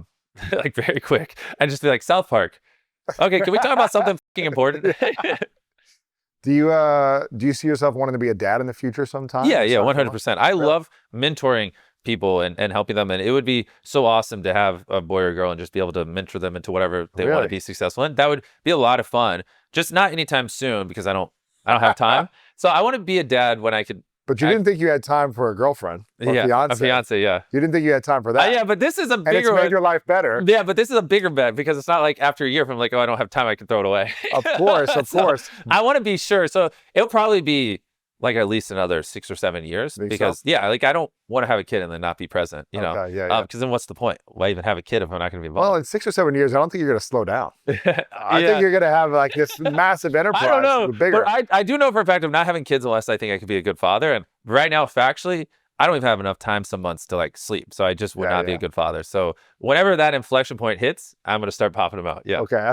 And she's cool with that. Waiting 5, 6, 7 years. I mean, as of now, yes. I'm sure as she gets older, she's going to be like, Let's do it now. Yeah. Let's go. You know, the first year, they're You'll just, figure it they out. just poop. Who cares? Yeah, exactly. You'll figure it out either way. You know, you'll be ready either way. I want a lot though. I think that'd be fun. Really? Yeah. How many kids? Like, I mean, I would, as long as I'm having fun, I would crank out a bunch. really? Yeah, because it'd be fun. Hopefully, they have my level of ambition. They want to be successful. It doesn't have to be in business, whether it's basketball, baseball, painting bowling balls, or business. Like, I would just love to, make them or chess. I don't really give a shit what it is, but I'd love to make them like the best version of that because I would have, basically spent 20 years of my life just obsessing over how to become the best in your craft, and then to be able to just funnel that. Have you ever read the How to Raise a Genius? No. That's like there's this guy who had I think it's 3 girls. And before they were born, he was like, how could I objectively measure whether or not, I trained them to be good at something? And, a lot of things, there's randomness, basketball, well, what if they're too short and that's out of their field? And so he landed on chess because it's a very objective game. And from a very young age, he used all these theories. He was like a college professor on how to like make someone exceptional at something. And he did it at a young age. And and one of them ended up being one of the only females to ever be like one of the top 10 chess players in the world. And they all became like, I think all 3 grandmasters, don't quote me on that. Very exceptional chess players. And the more important thing is they have a great relationship with their dad. And now like they're older in their 20s and they're like, yeah, our dad didn't make us do anything we didn't want to do. And he talks about how you make learning fun and all this other stuff. And he was like 3 for 3 at making exceptional chess players, which proves there is a way you can raise someone to be very, very successful by putting your knowledge into them without it being torture and making them hate you. And so that was really cool for me to read because I'm like, okay, good, because I really enjoy mentoring, but I don't want to but you hear the stereotypes of like, yeah, well, dads force their kids to be good at something they don't want to, and they end up resenting them. But he clearly laid out a playbook where you could. And so that's what I'd also love to obsess over more, because like that would be the best version for me is like if I could find their passion at a young age that they want to do, and then whatever the hell it is, make them the best in the world at it, that would be a dream come true. And them still appreciate and love you. Exactly. While maintaining a good relationship. Yeah. Like I don't obviously want to push them to do something they don't want to I do. saw a video online. I can't remember if it was Noah Kagan, a buddy of mine that's another YouTube guy. I think he was interviewing some billionaire. I think it was him interviewing some billionaire. And he asked this guy, what's your definition of success like later in life? And you're like 60s and 70s. Yeah. And the guy said, being able to be successful in your business and also have your kids want to be friends with you. Yeah. That is success to him. Yeah. And it sounds like you want to make sure that you start your family, start having kids when you can be more present, when you can pour into them. Yeah. Time, talent. And I would add one more layer, because if you look at billionaires or very successful people, yes, they're very successful, but how many of them are relatively fit, jacked while doing it? And then how many of them are relatively fit / jacked and have a good relationship with their family? It's actually like, that's real success, is actually checking all 3 boxes, and that's, sometimes I will talk to someone who's very successful, but they're really fat and they're having heart issues and all these other things. And, it's your choice, but just obviously objectively health wise, it's not, good to be obese. It factually will shorten your lifespan. And, and they don't have a good relationship with their kids. And, we'll be talking about money and I'm like, that's cool, but I would respect you way more if you're in good health and your kids didn't hate you. And it's something I can't not observe. And so when I do meet people who are fit and successful, or, I've only met like a couple who, hit all 3. Yeah, hit all 3. I'm like, that's when I'm like, wow, you like really figured it out. Cause that's not easy, Hard. Yeah, like anyone can throw 20, 30 years of their life at a business and eventually succeed. Like I don't think anything, I think the biggest reason why I am where I am now is like, I would say factually, of the tens of millions of YouTubers in the world, none of them has spent more time thinking on their YouTube channel. None of them have spent more time working on their YouTube channel. And none of them are more obsessed about their YouTube channel than me. I would just say factually, whatever the number is. And spent more money on their YouTube sure. channel. But the money, you could remove that, because other people can't control how much money they spend, but they can control those 3 variables. And I would just say let's just pick a number. It's tens of millions. Let's say it's 40 million. Out of the 40 million creators on the planet, there's just factually not a single one that has put more time, more thought, and more effort into their channel than me. Like I will die on that hill. And so, obviously that would naturally be conducive to success. And so like anyone could do that in business, but to do that in business while also raising your kids well, where they like you, and, ideally they're becoming successful, while also taking care of your health and body, maybe not mental health. I don't value that one as much, but at Yeah. least just physical health, so you can live to be 80, 90 years old. Like that's where you would have my like, I would bow to you. I'd be like, man, you got it. You figured it out. Yeah. It's hard. Well, it's cool that you're really excited to obsess about your business, obsess about growth, but also you want to wait until you can make sure you also pour into your kids in a beautiful way. Yeah. Because a lot of entrepreneurs don't think that way. I think Interesting. they're just like focused on their business and like kids come second, I think. Not all of them. Then I would just be like, why have kids? Yeah. I mean, Exactly. obviously the business will still be first, but that's where I like what Jeff Bezos says. It's not work-life balance, it's work-life harmony, and you know, ideally, integration, all that stuff. exactly. Ideally, they come along with filming trips, and we Yeah, just yeah, figure out a way to like make it all harmonious, where I don't have to choose either or, and they love what I'm doing, and it just like works out. Yeah. I got a few final questions for you, Jimmy. This has been powerful and really inspiring. One of them is, again, in about 2 months, Yep. in 2 months, there's gonna be a video that comes out that October 4th. Yeah. you filmed 10 years ago. Yeah. And maybe you know what it says, maybe you don't know what it says, where you were speaking in the future to your future self saying, I hope you have this. I hope you're at 1 million subscribers in 5 years. I hope you're doing YouTube full time and making money in 10 years. And your younger self spoke into existence what you've created times 1 million, right? If you were able to film a video right now, Oh God. and maybe you've already done this, but if you haven't, this could be a video clip that you upload For 10 years in the future from for today. your 10-year self. You're 37. Yeah. It's October 4th, 2035. Yeah. What message would you say to yourself 10 years in the future that you hope about where you're at? There's a lot here. I mean, one thing for starters, it's funny. We haven't even talked about Feastables. Like Feastables, do you know about the ethical sourcing and stuff we do with Feastables? Yep. Yeah. And so, I really hope by then so for our chocolate brand, I started selling chocolate, usual snack, but then I looked under the hood and I realized there's a lot of child labor in West Africa, which is where a majority of the cocoa for chocolate comes from.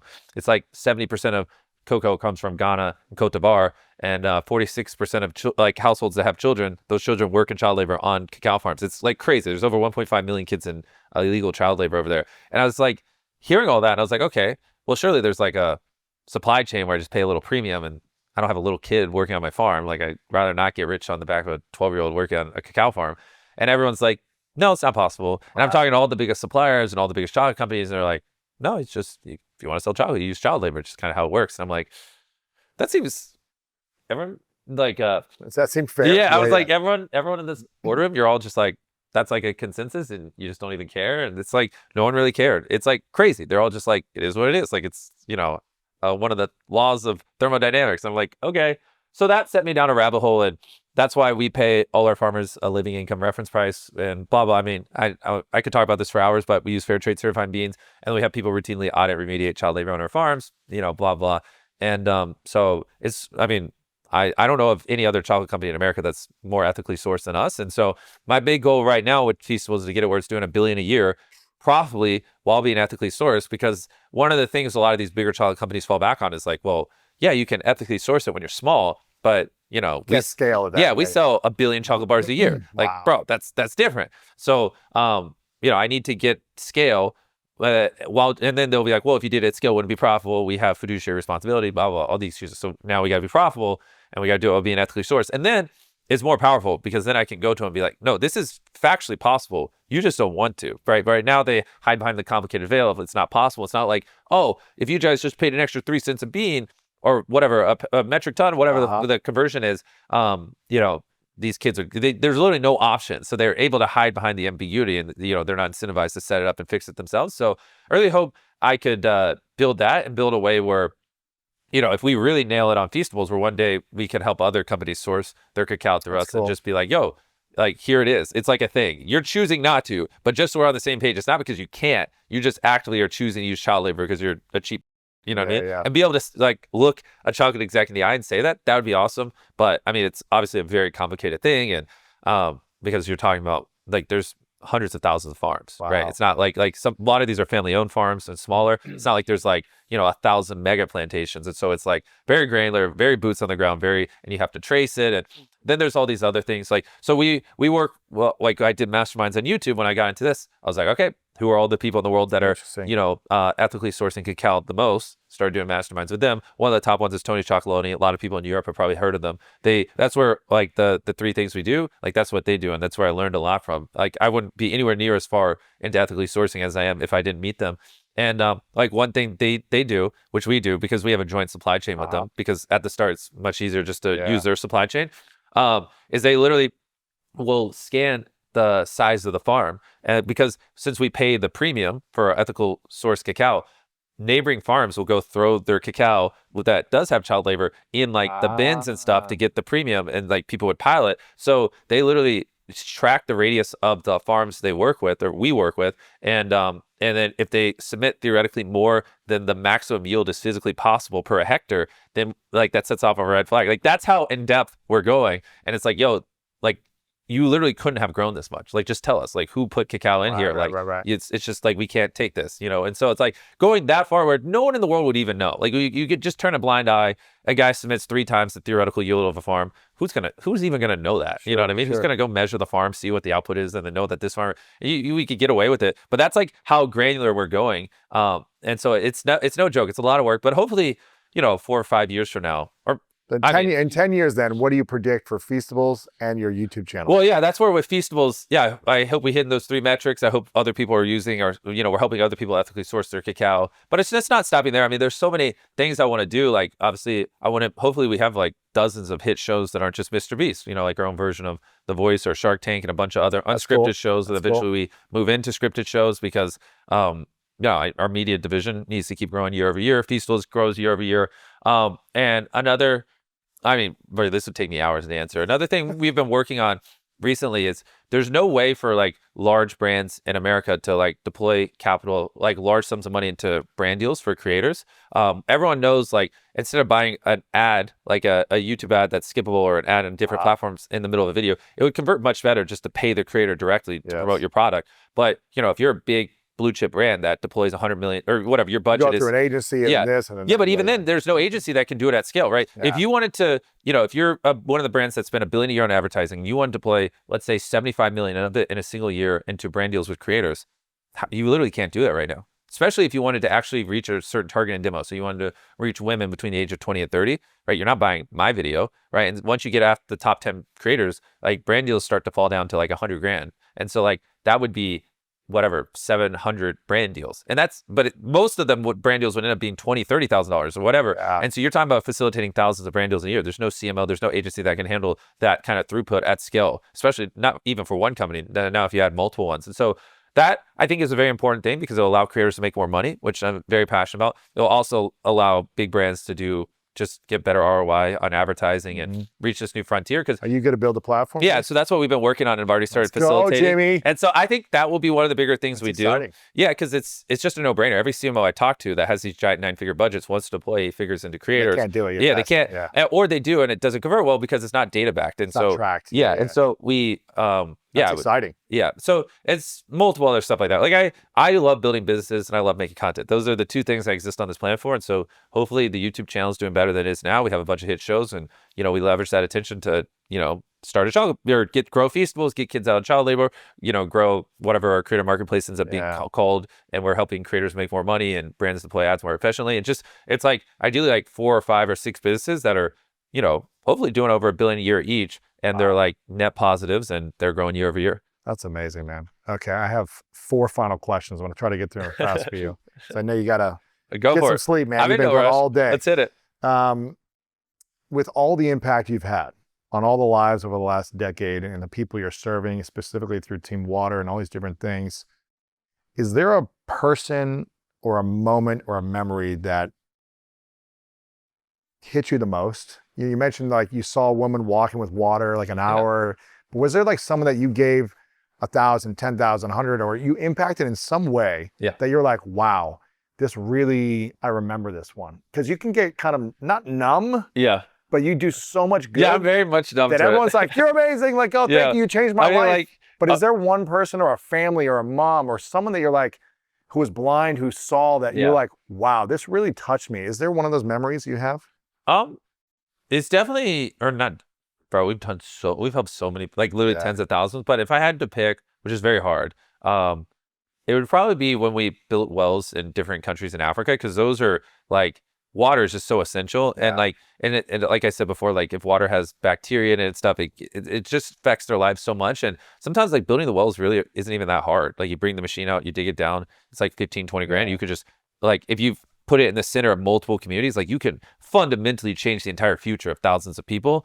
And especially if you set aside some money to maintain it. So if it starts to rust or go bad, there's like $1,000 there. Or or what we do with some of our partners is like we'll help them set up like a very, very, very, and I don't know if this is what WaterAid does, but just with the partners I worked with before, small tax where, every time you use it, it's like less than a penny, but then that you put that money in a fund. So if there ever is repair issues, then the village can take care of itself, and like you get it where it's self-sustaining. So then if that well is actually there for 20 years, I mean, that's like, you literally can't state the kind of impact that would have.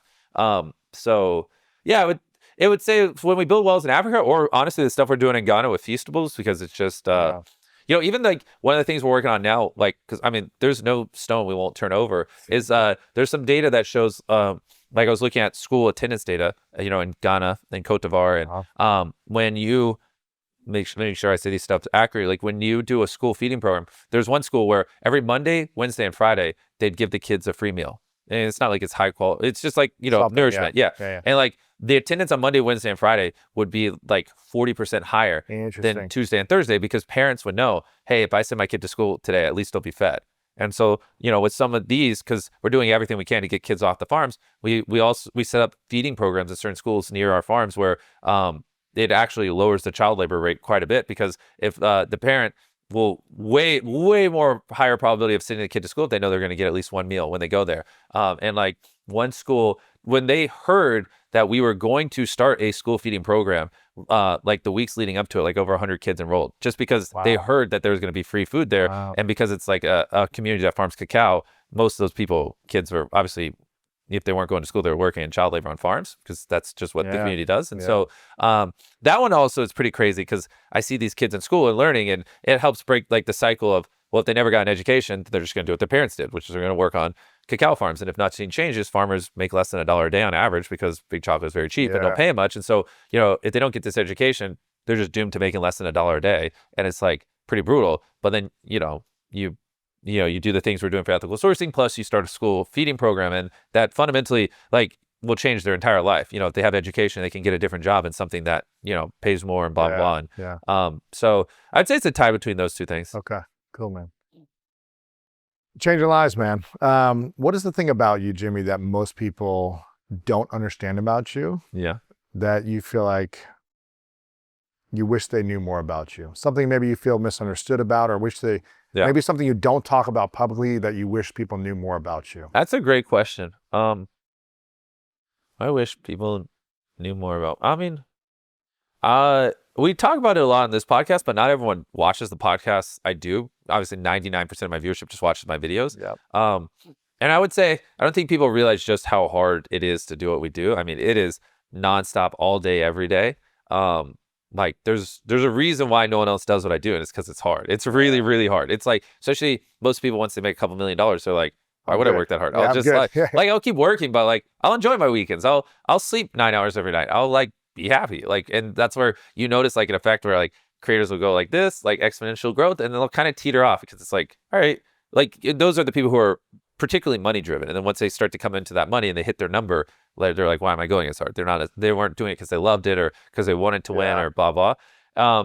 And so it's like, it's just like getting here was just an unfathomable amount of work. I didn't do parties. I just work. It's just what I do. And I think people, it's quite literally every second I'm awake, I'm thinking about, it's like Jensen said, I'm either working or I'm thinking about working. It's literally that. And it's that over a very long period. And, I don't think people realize just how much effort it took to be here. Like, you don't just luck into it. Like a lot of people will say it's luck, but it's like, was it luck that I spent 1,000 days in a row analyzing why videos perform better than others? You know what I mean? Like, because I feel like if anyone actually did that with like actual intensity and purpose, they'd be successful too. Yeah, exactly. So a lot of things that people say are luck, because I get that all the time, especially from people who don't really know how I got here.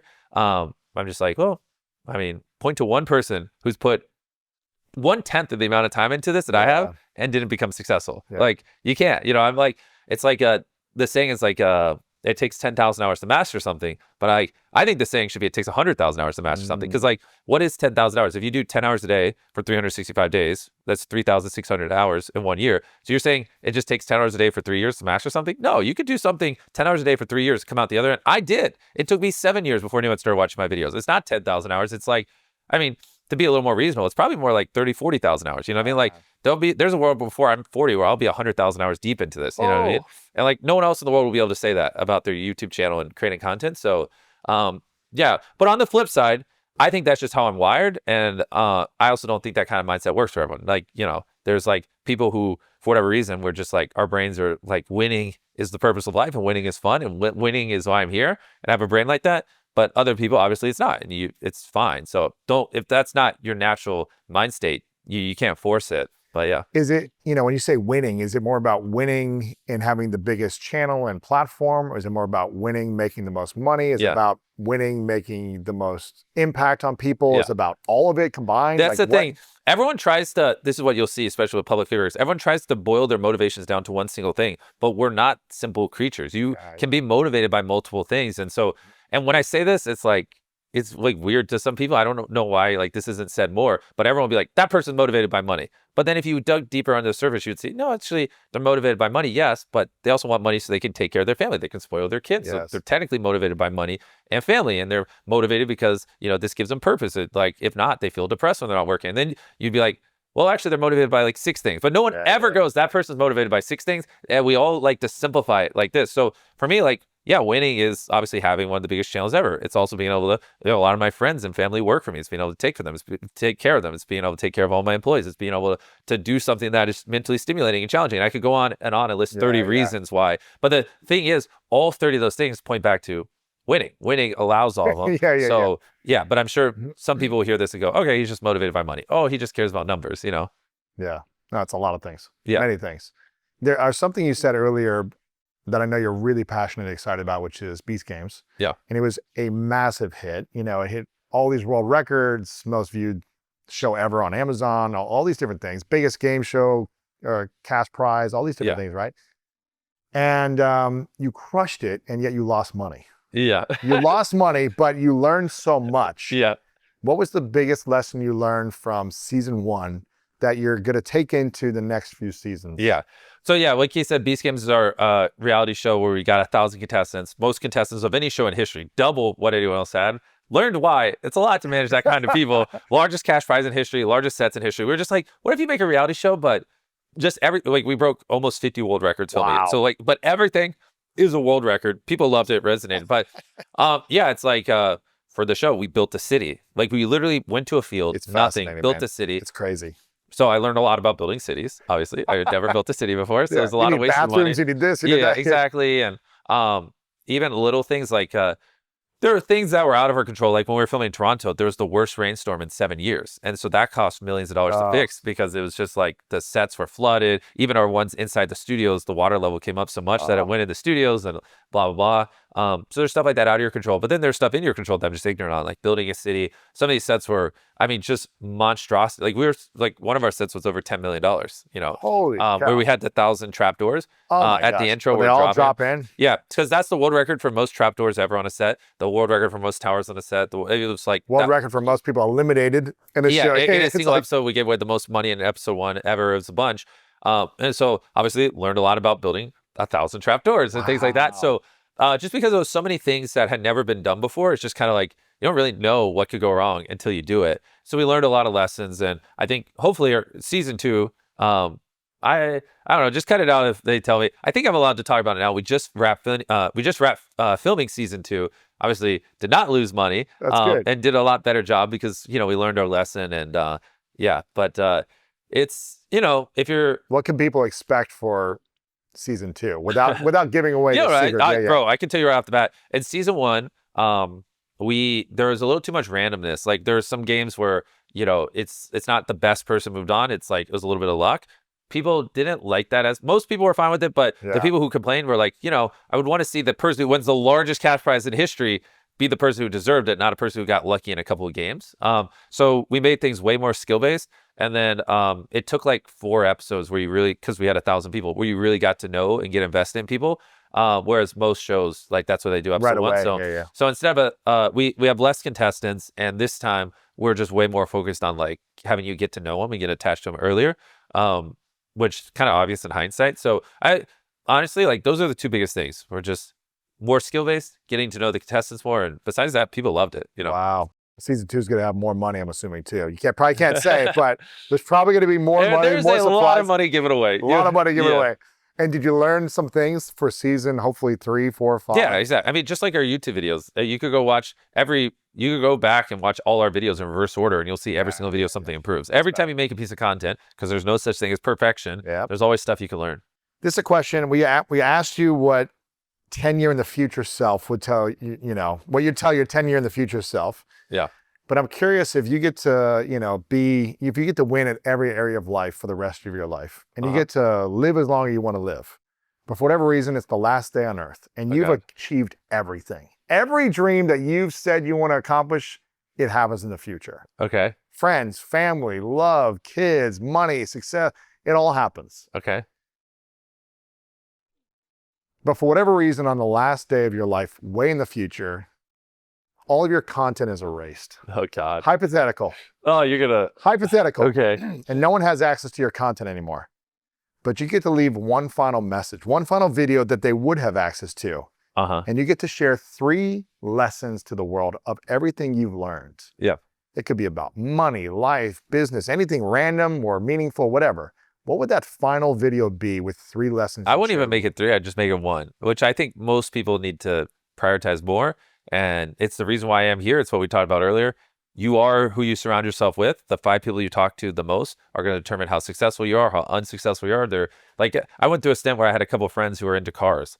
I bought like a BMW. I hate cars. I ended up selling it. Like, why am I doing this? And I'm like, wow, it's just because people around would just talk about cars a lot. And then I ended up thinking that was cool. I was an 18-year-old, and then I'm 20, and I'm like, why do I own this? Like, I don't care. And it just showed me like, wow, I'm very, very much influenced by the people I'm around. We all are. I'm just very cognizant of it. And I notice when I'm around people more and more, I start to use some of the vocabulary. I start to, people, if we're on like a really long shoot, and it's like day 8, we're 14 hours in, and everyone around starts complaining. I start to complain. I start to get in a headspace where it's like, this isn't fair. This isn't what I want to do with my life. But if I'm around people who are like, yo, let's get it. People are going to love this stuff. We're filming great content. I'm like, let's go. Like, you're not going to outwork me. Bring it on. And so it's just like, really pay attention to who you're around, and like, just accept that they will determine how successful you are. And if, you're cool with being as successful as your 5 friends that you talk around to the most, then you're good. But if you want to be an overachiever, it's just not going to happen. Like, if I didn't do that mastermind with 5 other obsessed freaks, and I just hung out with 5 people from my high school, I mean, I would have 5 million subscribers. I mean, I'd be a fraction as successful as I am. It's literally just as simple as that. Choose the people you surround yourself with wisely as a mastermind of trustful individuals that support you and elevate you. That's what support and elevate. But honestly, for me, the big thing is surround yourself with other freaks that are obsessed. obsessed. If what you want to be in life, this person thinks about it all day, dreams about it every night, talks about it nonstop, then you got, like, they're helping you, but you're also helping them. It is a mutual beneficial thing. Like, and if you find the 4 most obsessed people in the world that you can get your hands on that topic, and you talk to them every day and you're around them constantly, there's just no world that the version of you that does that is not exponentially better and further along 2 years later, theoretically, than the version of you who isn't. I mean, it is a monster of a difference, and there's no doubt in my mind. And it's not a thing that requires money. It's not a thing that requires to have a rich father or anything. It is a thing that is fully in your control, and you just got to make it happen. Absolutely. You control who you're friends with. You control who you hang around, and you control if you're constantly leveling up that friend group or if you just stay content. That's it, man. Yeah. I want to acknowledge you one more time before I ask the final question, and make sure everyone gets, I'm not going to show the number, but make sure you donate right now. TeamWater. TeamWater.org. Let's go. When this drops, I'm going to be refreshing the new donations. I better see your names. Let's go. You guys are rich. I know you're rich. Exactly. So make sure you make a donation. TeamWater.org. We'll have it linked up everywhere. Use the hashtag TeamWater. Trying to raise $40 million to access for 2 million people to have clean water for decades to come. And again, I want to acknowledge you, Jimmy, for caring deeply about human beings. I know you get a lot of criticism. I know there's some people that are frustrated by your work style sometimes, or your obsession for greatness and like your demands that you have on people. I know there's people that, you know, get frustrated with that sometimes, but you are doing so much good in the world. And I want to acknowledge you for just constantly being driven to create content that serves people, constantly driven to elevate other creators and empower them to get donations for causes as well. Because a lot of creators don't think that way. Yeah. So I'm grateful for you leading the way. I'm grateful for you This stuff makes me so uncomfortable. Thank you. I'm grateful for you donating your money and caring enough to give a lot of your money away to people. And it's really cool, man. I hope that you do more of this. And if I can support, and School of Greatness and Team Greatness can support in any way, reach out to us. We're a resource for you as well. Obviously, we're not donating as much as you are, but we are here to serve the best way we can for the rich people that watch us. Yes. Yeah, you're donating, you know, more than you know by telling these guys. Exactly. Oh, there's some billionaire watching this that's going to give 100,000 years of clean water to people in need. Let's go. I want to see who does it. Okay. And with that, I have one final question for you. All right. Final question. Final question is, what is your definition of greatness? What is my definition of greatness? I mean, it's what we said before. Like, can someone be successful while being fit and having a great relationship with their kids? I mean, if you have all three of those, really, what else is there, you know? Yeah, that's great. Or I guess I would change it from kids to family. Great relationship with your family. And I guess fit to just overall healthy, you know, it's more than just fitness, blah, blah. And then, yeah, successful. Make sure to follow MrBeast on YouTube and everywhere MrBeast is. Donate. Jimmy, thanks so much for being thank you for having me. Appreciate Oh, it wasn't as good as the first one, but we'll take it. All right, I'm taking this check. No tasting vaccines. That's good, man. It's I'm good. kidding. As far as like staying motivated and creative and flow state, all this stuff, it's not easy, and it's not just our art form. You know, this could apply to someone at their job at an insurance company, whatever your creative thing is, your process is.